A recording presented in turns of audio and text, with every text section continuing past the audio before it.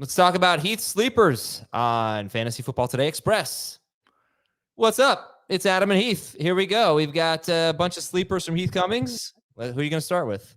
I'll start with three quarterbacks. We just talked about these guys, but Trevor Lawrence, Jayden Daniels, Jared Goff, those three all being taken in round 10 or later.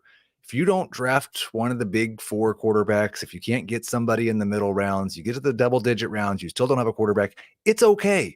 You can get a guy with top 5 upside in Jayden Daniels, pair him with a guy that's almost certain to be a low-end QB1 or high-end QB2 in Jared Goff, and just roll from there.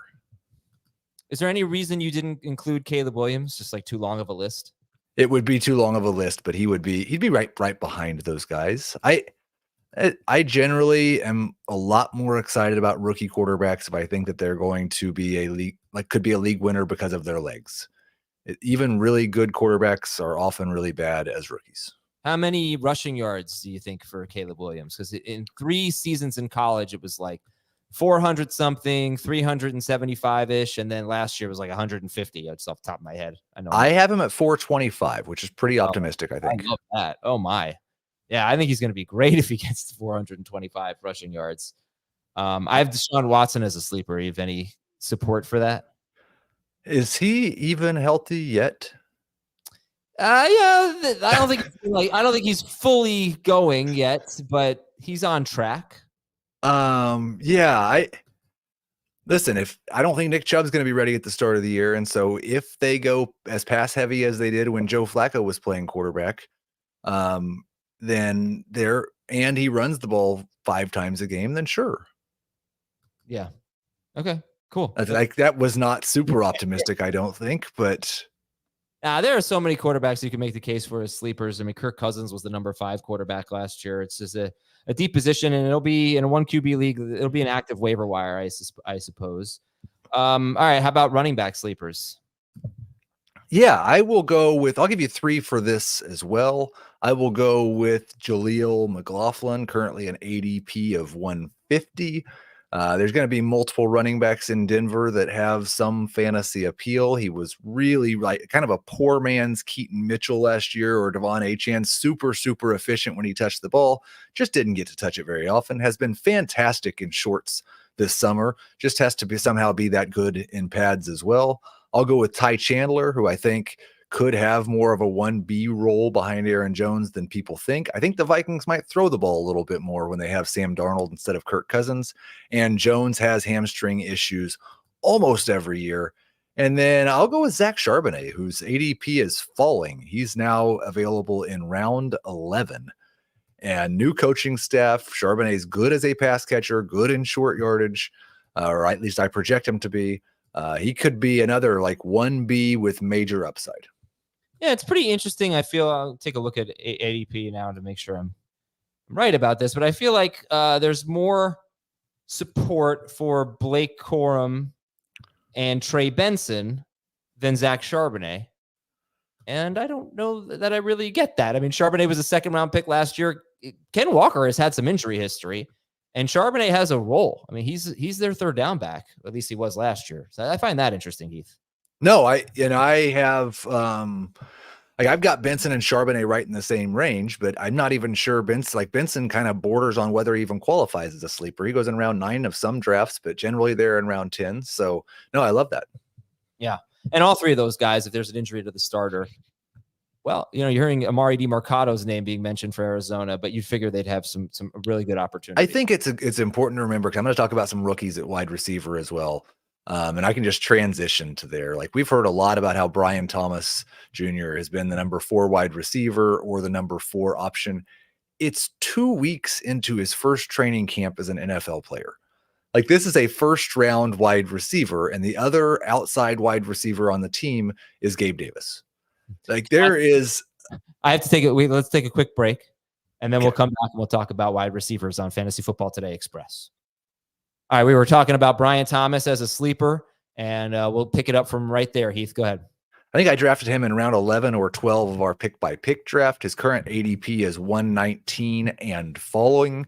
Again, 1st-round wide receiver who may just find himself in the second half of the season in that Calvin Ridley role. And as disappointing as Calvin Ridley was at costs last year, that role in round 10 or 11 would be pretty fantastic. The guy going just before him, Cortland Sutton, just is the number 1 wide receiver for a team and has been a number 3 wide receiver multiple times and probably will be a number 3 wide receiver for fantasy this year. He's kind of the opposite of Brian Thomas because he's a much higher floor. Ceiling isn't quite as exciting. And then I'll take the guy that's going right after Brian Thomas, Jameson Williams, with the drumbeat of excitement, currently an ADP of 128 overall. Could absolutely see him being the second best pass catcher for the Detroit Lions. Josh Reynolds is gone. There's more targets available. And Dan Campbell cannot stop. He can't have a press conference without saying something nice about Jameson Williams. Yeah, I'm gonna give you one that's gonna make you vom a little bit here. Okay, Wide good. receiver. Ready? Is it Wan'Dale Robinson or Jalen Hyatt? No, I'm not drafting him. I drafted him in the Scott Fish Bowl, which is like 22 rounds or something like that. Gabe Davis. I like it. Like that type of 14-team league, somebody's got to get red zone targets. And I don't think it's probably going to be a bunch to Christian Kirk and Evan Ingram. Well, I'm not going to say that the Bills misused Gabe Davis because they know what they're doing, obviously. But on the rare occasion where he hasn't just been a downfield guy, he's been a much more productive receiver or, a consistent receiver. I just want to see if they can actually turn him into a different type of route runner, expand his route tree a little bit. Because right now, Brian Thomas looks like the guy that's the downfield threat. I mean, 12 of his 17 touchdowns last year were considered deep balls, mostly post routes and go routes. So that's why I feel like it could be a little bit of a learning curve for Brian Thomas. And Davis, I would love to see what could happen if he was used a little bit differently. The problem is, it's like they already have 2 guys that just live in the short and intermediate routes in the middle of the field, Christian Kirk and Evan Ingram. It's pretty crowded in there. And he's a big guy. You gave Davis can't hide in the middle there. All right, how about tight end sleepers? I've got one for you, and it's Pat Freiermuth, and his ADP is finally starting to move. He's now up to 145 overall after we all basically say that he's a good sleeper. Arthur Smith's offense last year, 34% of their targets went to tight ends. That was the highest mark in the NFL. It's a major quarterback upgrade for Freiermuth with either Russell Wilson or Justin Fields over what he's had in the past. And Deontay Johnson and his 10 targets per game are out the door. It's basically going to be 10 targets to Pickens, 7 targets to Pat Freiermuth. We've seen him be a productive starting fantasy tight end again, and I expect him to be a top 12 guy this year. Yeah, I cannot think of a single other tight end sleeper. I absolutely hate this position. I think it's garbage after someone will emerge, but Freiermuth's a good Dallas Goedert's at 116 ADP, so I think you could count him. Yeah, I think I'd be curious to see if they start using him more, running routes more near the end zone. He just never does that, but not a new offensive coordinator. Maybe that changes. Brock Bowers as tight end 11. He might be he might be the most talented tight end. I don't know. But honestly, Tyler Conklin could be someone we're streaming at different points this year. He was someone we were streaming last year, and I don't think he scored. So Dalton Schultz could score 10 touchdowns. If Dalton Schultz scores 10 touchdowns, I think CJ Stroud's going to be like QB2. Yeah. All right. Thanks very much to Heath Cummings. I'm Adam Azer. This has been Fantasy Football Today Express, and we'll talk to you tomorrow.